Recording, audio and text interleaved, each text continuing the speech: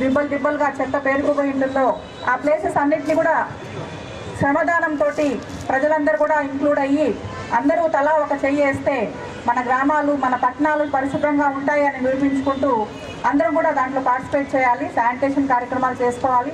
అందరూ వాళ్ళ ఆఫీసులన్నీ కూడా క్లీన్ చేసుకోవాలి, వాళ్ళ ఇల్లు క్లీన్ చేసుకోవాలి, వీధులు శుభ్రం చేసుకోవాలి. మొత్తం భారతదేశాన్నే మనలో వచ్చి మనకి సఫాయి కర్మచారికి మనం చేసే సేవ అంటే ఇప్పుడు సఫాయి మిత్ర సురక్ష శిబిర్ అనేసి గవర్నమెంట్ పెట్టమనింది. అంటే క్యాంపులు మనకి ఎంతో కష్టమైన పని, అన్నిటికంటే కష్టమైన పని శానిటేషన్ వర్క్.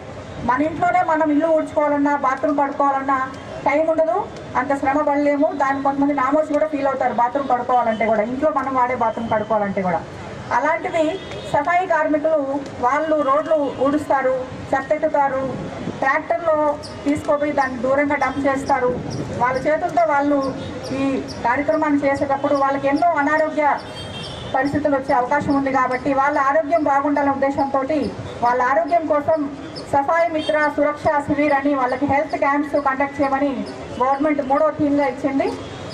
అందులో భాగంగా రూరల్లో ఒక 2000 మంది దాకా మనకి సఫాయి కార్మికులు ఉన్నారు. వాళ్ళని గ్రీన్ అంబాసిడర్స్ అంటాము. సో వాళ్ళందరూ కూడా రూరల్ ఏరియాస్లో మన మెడికల్ డిపార్ట్మెంట్ సహకారంతో క్యాంప్స్ అనేది అరేంజ్ చేస్తున్నారు. సఫాయి కార్మికుల కుటుంబాలకి నిర్వహించడం జరుగుతుంది.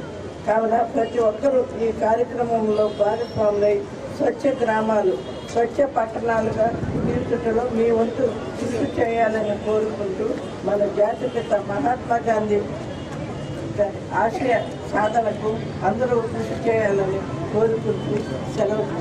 నమస్తే. వ్యాప్తంగా కూడా స్వచ్ఛతా హీ సేవ కార్యక్రమం ప్రారంభించడం జరుగుతుంది. ఇది అక్టోబర్ 2 వరకు జరిగే కార్యక్రమం.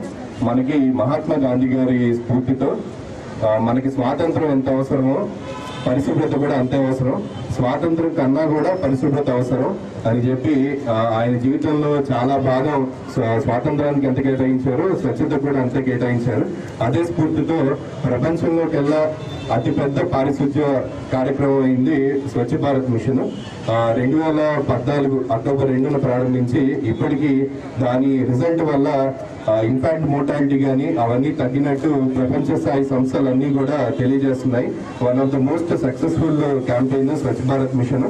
దీంట్లో భాగంగా దేశవ్యాప్తంగా కూడా స్వచ్ఛతా హీ సేవ అనే కార్యక్రమాన్ని చేపట్టి దీంట్లో ముఖ్యంగా మనకి మన ఒంటిని పరిశుభ్రంగా ఉంచుకోవటం, ఇంటిని పరిశుభ్రంగా ఉంచుకోవటం, నగరాన్ని గ్రామాన్ని పరిశుభ్రంగా ఉంచుకోవటం, అలానే తద్వారా మొత్తం దేశాన్ని, రాష్ట్రాన్ని, జిల్లాని, దేశాన్ని కూడా పరిశుభ్రంగా ఉంచుకోవాలన్న ఉద్దేశంతో ఈ స్వచ్ఛతా హీ సేవ క్యాంపెయిన్ ని స్టార్ట్ చేయడం జరిగింది.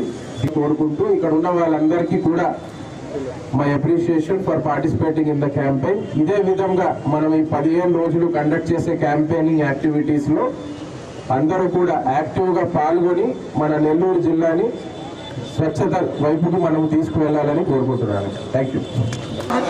కేవలం భారతదేశ స్వాతంత్రాన్ని కాకుండా స్వచ్ఛత మరియు అభివృద్ధి గురించి కూడా ఆకాంక్షించారు. భారతమాతకు స్వాతంత్ర్యం కల్పించారు. ఇప్పుడు దేశాన్ని పరిశుభ్రంగా ఉంచడం ద్వారా భారతమాత చేయడం మన కర్తవ్యం. నేను పరిశుభ్రతకు కట్టుబడి ఉంటానని మరియు దీనికోసం సమయం కేటాయిస్తానని ప్రతిజ్ఞ చేస్తున్నాను. నేను పనిచేసి పరిశుభ్ర ఆంధ్రప్రదేశ్ సాధించే సంకల్పానికి కట్టుబడి ఉంటాను. ఇతరులను అశుభ్రం చేయనివ్వను. నేను, నా కుటుంబం, నా ప్రాంతం, నా ప్రపంచంలోని దేశాలు శుభ్రంగా కనిపిస్తున్నాయంటే దానికి కారణం ఆ దేశ ప్రజలు దాన్ని పరిశుభ్రంగా ఉంచుతారు మరియు ఇతరులను అపరిశుభ్రత చేయనీయకపోవటమే నమ్ముతాను. ఈ విషయంలో గ్రామానికి మరియు ప్రతి పట్టణానికి స్వచ్ఛాంధ్ర కార్పొరేషన్ ప్రగతికి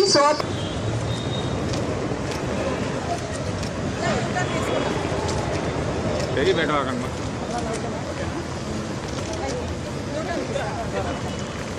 వేయకు చెత్త చేయకు పాపం, వేయకు చెత్త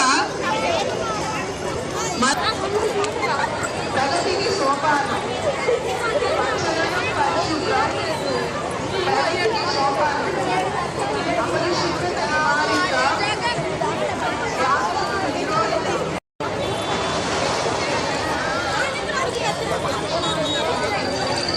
చేయకు మనం అచీవ్ చేయగలం కాబట్టి కండక్ట్ చేస్తున్న డిఫరెంట్ క్యాంపెయిన్ యాక్టివిటీస్లో ప్రజలందరూ కూడా పాల్గొని అదేవిధంగా ఇవాళ ఇక్కడ కండక్ట్ చేస్తున్న ర్యాలీ ద్వారా ప్రజల పార్టిసిపేషన్ ఉంటేనే శానిటేషన్ అనేది పాసిబుల్ అవుతుంది. చెత్త రిమూవ్ చేయడం ఎంత ఇంపార్టెంటో ఎక్కడ పడితే అక్కడ చెత్త వేయకూడదు అనే మెసేజ్ కూడా పబ్లిక్లోకి వెళ్ళాలనే ఉద్దేశంతో ఇవాళ ఈ ర్యాలీ కండక్ట్ చేయడం జరుగుతుంది. Thank you.